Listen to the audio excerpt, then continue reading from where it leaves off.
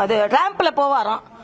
அது பக்கத்துல வந்து தொண்டர்கள் யாரும் ஒரு பக்கத்துல வரக்கூடாது கிரீஸ் தடவுறாங்கன்னு நான் கேள்விப்பட்டேன். தம்பி அதெல்லாம் செய்யாதுங்க. அதாவது அழகா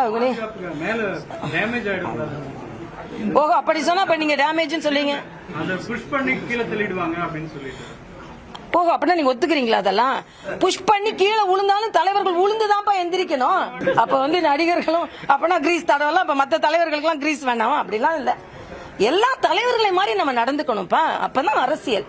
இன்னொன்று தம்பி வந்து கொடி ஏத்துறதுக்கு கூட கொஞ்சம் அவங்க வந்து கொஞ்சம் அனுபவம் வாய்ந்த அதற்கான ஒரு பயிற்சி எடுத்துக்கிட்டா நல்லதுன்னு நினைக்கிறேன். ஏன்னா ஒரு கொடி கம்பத்தை நான் உண்மையிலே பயந்துட்டேன் அதை பார்த்து.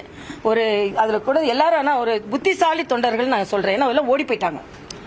அப்போ பிரச்சனை வந்தா ஓடி போயிடுவாங்கன்றது நல்லா தெரியுது.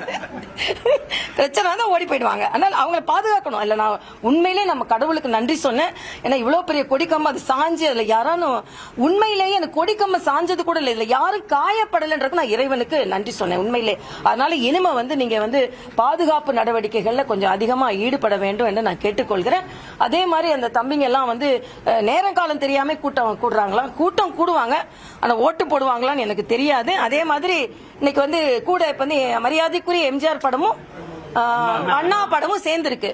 சரி ஒரு மாநாட்டுக்கும் யோசனை பண்ணி சேர்த்துட்டே இருப்பாரு.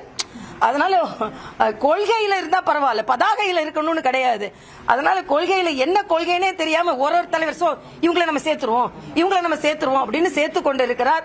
அது வந்து சினிமா நடக்கும்போது ஒரு ஸ்டண்ட் காட்சி ஒண்ணு வச்சிடலாம், ஒரு டான்ஸ் ஒண்ணு வச்சிடலாம், ஒரு இந்த கதையில வந்து கடைசியில கிளைமேக்ஸ் இப்படி வச்சிடலாம் அப்படின்னு நினைக்கிற மாதிரி இவங்களை வச்சிடலாம். தலைவர்களை மரியாதையாக நடத்துங்கள். சும்மா ஒரு பதாகையில போத்துட்டு கொள்கையில இல்லைன்னா தப்பு. தம்பி இன்னும் கொஞ்சம் அனுபவம் வரட்டும், வந்த அப்புறம் நான் அதை பத்தி பேசுறேன்.